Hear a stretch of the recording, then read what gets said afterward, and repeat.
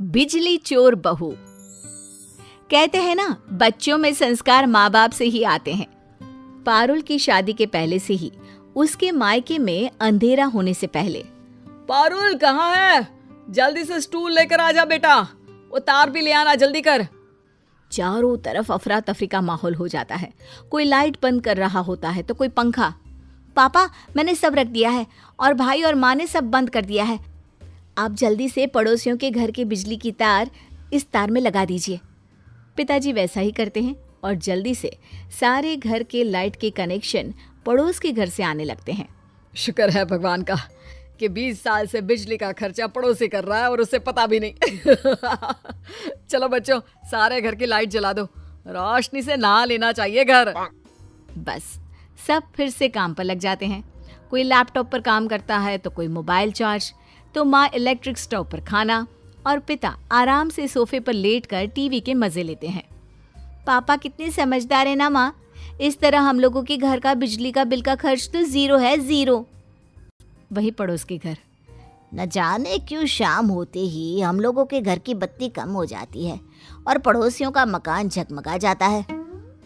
सब देश के राजनेताओं की गलती है जी, मैं तो सच्ची बोल रही हूँ। ये नेता ना किसी के सगे नहीं है। देखिए, अगली बार तो हम लोग दूसरी पार्टी को ही वोट देंगे। अरे वो तो पिछली बार भी किया था। 20 साल से 4 सरकार बदल चुके हैं हम लोग, लेकिन बिजली की समस्या वहीं की वहीं है। तुम कल भाभी से पूछना किस सरकार को वोट देते हैं जो शाम होते ही घर बिजली से नहा लेता है। अरे बहुत ही शरीफ लोग हैं, बेटी पारुल और बेटा हिमांशु। भाई साहब भी बिल्कुल उसूलों के पक्के इंसान है। ये चमक तो लगता है उनकी सच्चाई और नेक दिली की है। हाँ। तो तुम कहना क्या चाहती हो? मैं मक्कार हूँ, बेईमान हूँ, जो घर की चमक शाम होते ही कम हो जाती है? हैं? बड़ी आई भाई साहब की तारीफ करने वाली। जाओ जाकर चाय लेकर आओ। बीवी वहां से चली जाती है। अगले रोज पारुल को देखने लड़के वाले आते हैं।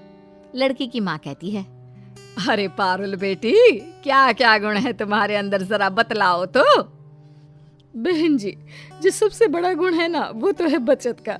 मेरी बेटी बचत में उस्ताद है, अपने लिए जागरूक है, और हाँ, सबसे बड़ी बात है कि अपने हक की लड़ाई लड़ना उसे अच्छे से आता है। हक की लड़ाई?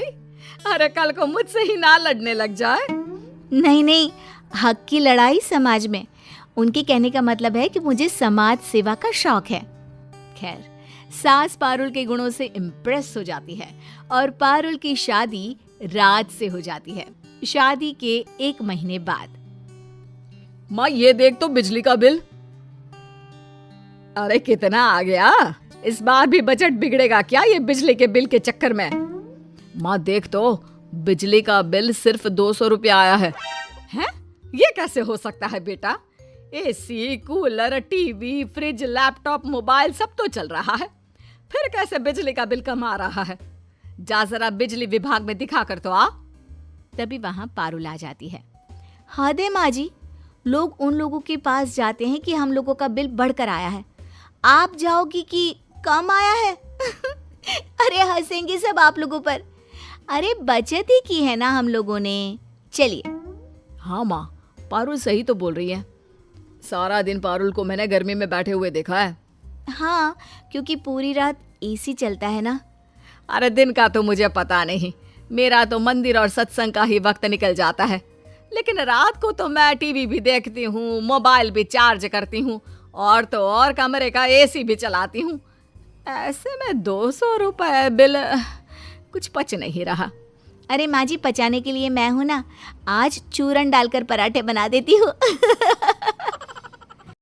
बात आई गई हो जाती है, लेकिन किसी को पता नहीं होता कि शाम होते ही पारुल पड़ोस के घर से बिजली चोरी करती है। एक रोज पारुल रिक्शे में बैठकर सास के साथ बाजार जा रही थी कि सड़क पर गड्ढा होने के कारण रिक्शे से गिर जाती है। अरे देखो देखो, मेरी बहू गिर गई। अरे कोई है क्या? बचाओ मेरी बहू को। किसी तरह सब मिलकर पारुल को उठाते हैं। ये सड़क कौन है एमएलए? हाँ, मैं अभी ट्वीट करती हूँ इस सड़क की फोटो खींचकर। अरे सड़क सुधारने की जिम्मेदारी होनी चाहिए, टैक्स देते हैं हम। वो रिक्शा वाला कहाँ गया? कहाँ है वो? माफ कर दीजिए मैडम, वो रास्ते में अंधेरा था तो गड्ढा दिखाई नहीं दिया। वाह जी वाह, ये स्ट्रीट लाइट भी नहीं जल रही है। मैं अभी एमएलए को बोलती हूँ। बहू मंत्री के पास जाती है। अरे मैडम, ये तो बिजली विभाग की गलती है कि वो सड़क की बिजली क्यों काट रहे हैं। जाइए बिजली विभाग में कंप्लेन करिए। पता क्या है वहाँ का? शास्त्री भवन, कमरा नंबर 503। बहू अगले दिन शास्त्री भवन जाती है। कमरे नंबर 503 में जहाँ बैठा अधिकारी बहुत ही खड्डूस होता है। हाँ, ये टूटी फूटी महिला कौन है? ये डॉक्टर का क्लिनिक नहीं है, बिजली विभाग का दफ्तर है, समझी? अरे तो मैं आपकी शिकायत लेकर आई हूँ। आम्बेडकर मार्ग की स्ट्रीट लाइट नहीं जल रही है। कल मेरा रिक्शा गड्ढे में गिर गया जिससे मुझे ये चोट आई है, समझे? इससे पहले कि कोई और गिरे, पहले तो लाइट लगाइए, और दूसरा लाइट क्यों नहीं है इसका कारण बताइए। अधिकारी को बहू की बात पर गुस्सा आ जाता है। वाह वाह वाह, अब आम जनता दफ्तर में घुसकर सवाल करेगी। अरे रमेश, जरा मैडम के घर का एड्रेस लेकर इनकी हिस्ट्री तो निकालो, अभी दे देते हैं इनके सवाल का जवाब। हाँ मैडम जी, पहले तो अपना नाम और पता लिखिए इस कागज पर, फिर आपको देते हैं जवाब कि वहाँ बत्ती क्यों नहीं थी। बहू सारा लेखा जोखा कागज पर लिखकर चली जाती है। अगले रोज, बहू, शाम के वक्त कौन आ गया, जरा देख तो। सामने बिजली विभाग के लोग खड़े होते हैं। अरे माँ जी, वही लोग आए हैं जिनके खिलाफ मैंने कंप्लेन की थी। माफी मांगने आए हैं क्या? नहीं, यहाँ छापा पड़ा है। आपके घर की तार पड़ोसी के घर पर लगी है। अब तो आप चलिए जेल। बहुत सवाल कर रही थी ना, जवाब वहीं मिलेगा। हाँ, नहीं नहीं, मुझे माफ कर दीजिए, मैंने तो बस वो गलती से।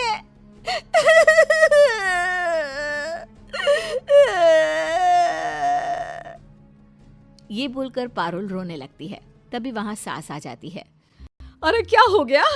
माफ कर देना, माफी मांगने आए हैं, तू क्यों रो रही है? वाह जी वाह, बहू शेर, सास सवा शेर। आप भी चलिए। चलिए? कहाँ चलिए, क्यों चलिए? एक तो आप लोगों की गलती से मेरी बहू गिर गई। शांत हो जाइए माँ जी, चुप हो जाइए। पर सास कहाँ चुप होने वाली थी। हाँ हाँ, और नहीं तो क्या, ऊपर से चलिए चलिए लगा रखा है। तभी वहां पारुल का पति भी आ जाता है। पारुल उसे देखकर जोर से रोने लगती है।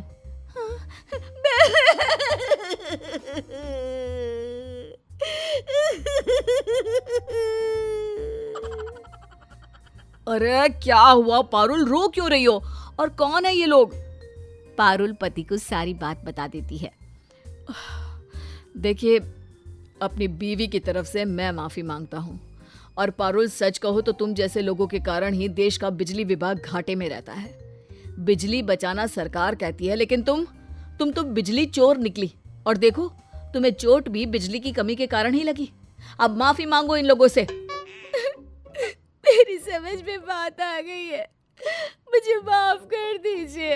मैं कभी बिजली चोरी नहीं करूंगी और सरकार के बिजली बचाओ अभियान का हिस्सा बनूंगी।